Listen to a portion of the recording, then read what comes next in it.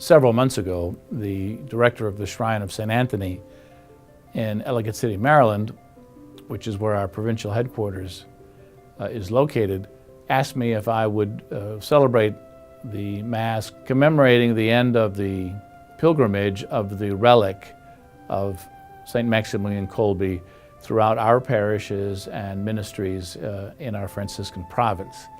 And so I agreed certainly to celebrate the Mass at the end of this Jubilee year, anniversary year of the 75th anniversary of Maximilian Kolbe's death. And so it's an honor for me to accept that invitation and to return to the place where my own Franciscan life began in 1969, on the very day of August the 14th, 1969, when I was given the habit of St. Francis for the first time. Well, there has always been a relationship between the province in Cracow and Warsaw and our province in the United States. In 1906, the Polish Franciscans came to the United States and founded our province to serve the Polish immigrants coming to our country. And so we were granted parishes by the local bishops to begin what they call national parishes. And that was at the turn of the century when many immigrants from Western and Eastern Europe were coming to the United States. They were bringing their priests who were speaking their language. And so they would have parishes that only spoke that language. And of course, their masses and the music was also celebrated in their language from their homeland. And so the conventual Franciscans from Warsaw and from Cracow came from Poland to serve the Polish immigrants coming to the United States. And so we've always had a relationship with the Polish friars in Poland, because our whole beginning here in the United States, as our province was founded, was to serve the Polish immigrants. When I knew I was going to participate in World Youth Day in Cracow, Poland, it gave me the opportunity, as I was preparing for this Mass to be celebrated in Ellicott City, Maryland, to commemorate the 75th anniversary of Maximilian Kolbe's death, it gave me the opportunity to visit a place that I had not visited before, where Maximilian Kolbe began his apostolate, for which he became most famous, and that is to publish the printed word in spreading the devotion to Mary the Immaculate, and also the radio station that he founded. There were about 800 friars who lived with him in Nepokalanów, Poland, and I had never visited there. I had been to Poland 2 previous times, and I went to Auschwitz both times and prayed at the cell block 14 where Maximilian Kolbe was held. But I had not visited Nepokalanów, which was a large concentration of the Polish Franciscans doing the work that Maximilian Kolbe began, and that is printing booklets and magazines and newspapers spreading the devotion to Our Lady throughout the world. He had a circulation of over 1 million, and this was in 1941, just prior to the breaking out of World War II. Well, Maximilian Kolbe was a very articulate, very smart, intelligent man, had a great devotion to Our Lady, and was able to put together an operation in a city, actually build a city called the City of the Immaculate in Poland, with massive printing presses that were unheard of in other parts of the world. So much so that he was really advanced, ahead of his time, in the kind of printing that he was participating in, and the product, the kind of product that he was able to produce through the printing presses, and also the kind of radio programming that he was able to produce that reached millions of people who were spreading a devotion to Our Lady. Well, what made him perhaps most famous and most well-known was that at the time of World War II, the printing presses and the radio stations were shut down by the Nazis. And Maximilian was told not to continue that kind of work. And so they would cut off power to the City of the Immaculate, which was probably 60 or 70 acres of housing and of buildings that assisted this apostolate. But the friars developed their own power independently. And so they were able to continue the work despite the orders of the commandant and the Nazis not to continue the work. They did it anyway because they produced their own power to continue the work. But at one point, of course, the Nazis had just about had it with Maximilian, and they arrested him and 4 other friars. And they put him in the concentration camp in Auschwitz. And so that's where he was detained. But what happened while he was in the prison, in that concentration camp, is that one prisoner escaped. And so in order to teach the rest of the inmates not to try to escape, when someone did that, they would choose at random 10 men to step forward to be executed as an example to the others not to try to escape. And so they called out 10 names, and Maximilian was in line with the others. And his name was not called. But there was a man who was called, a man by the name of Francis Gajnicek. And he cried out, "Please have pity on me. I have a wife and I have children." And Maximilian Kolbe immediately stood forward and told the commandant that I want to take that man's place, because he had a family and children, and Maximilian said, "I'm an old man." And the commandant said, "Who are you?" And Maximilian Kolbe said, "I am a Catholic priest."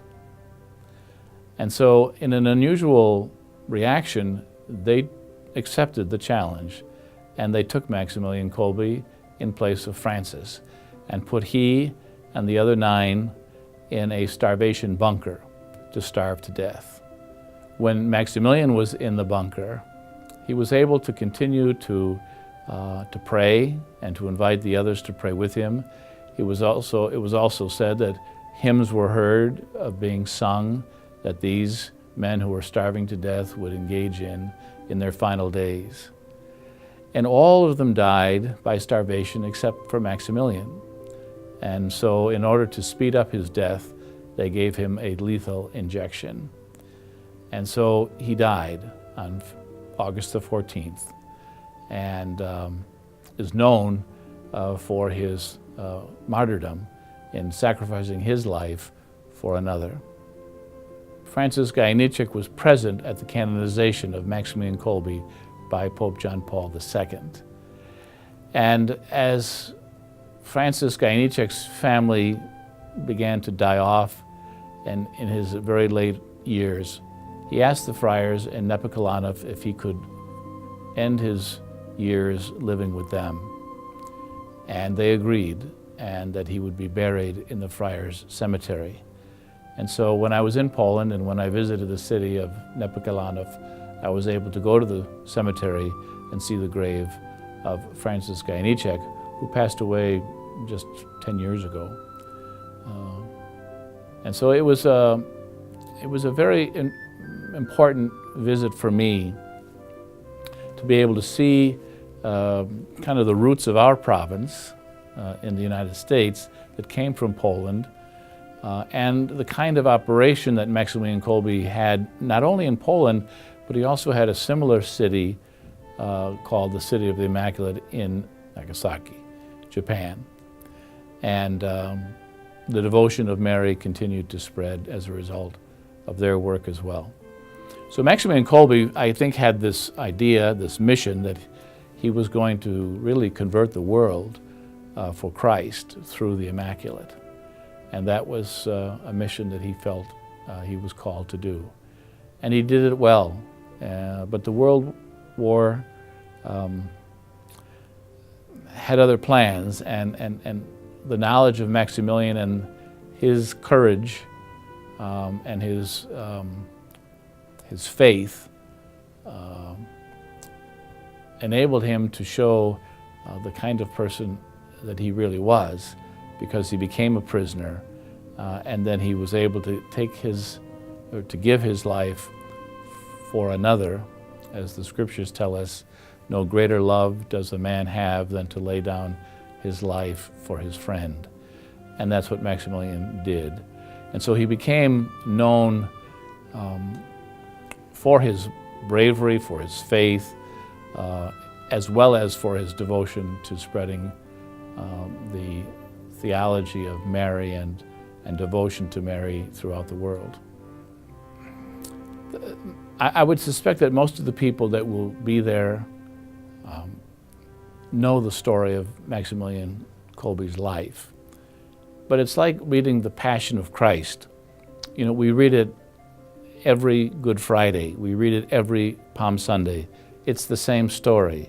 Everybody knows it. But there's a need to hear it again and again so that we don't forget what was done for us in reference to the Passion of Christ. And the same true is the story of the saints. Stories of the saints they're our family. They're our contemporaries in many ways to the faith, and their heroic lives and their stories continue. They need to continue to be told and retold, so that we don't forget what they did and the witnesses that they were to the faith. That gives us courage and gives us strength to continue to live the Christian life today, especially today with all of the difficulties in our own society, the violence and the terrorism that exists, oftentimes can discourage us and give us reason to question our faith. Whereas these people who lived, the saints who lived in very difficult circumstances, particularly the martyrs, continue to help us in our own journey of faith throughout our life.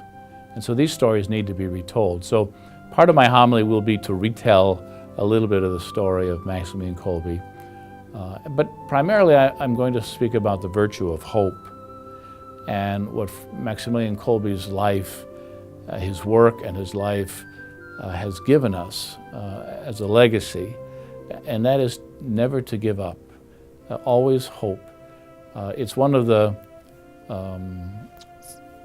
theological virtues of faith, hope, and charity, and Maximilian Kolbe certainly had all three and lived all three of those virtues.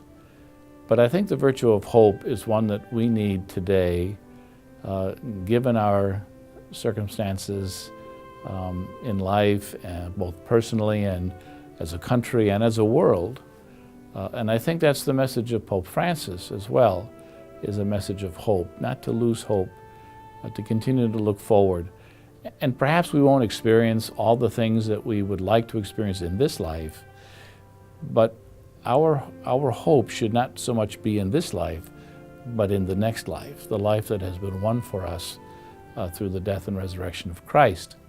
And so our hope is that we too one day will join all those who have gone before us and to enjoy the fruits and the paradise and the eternal reward that has been promised us and also has been won for us.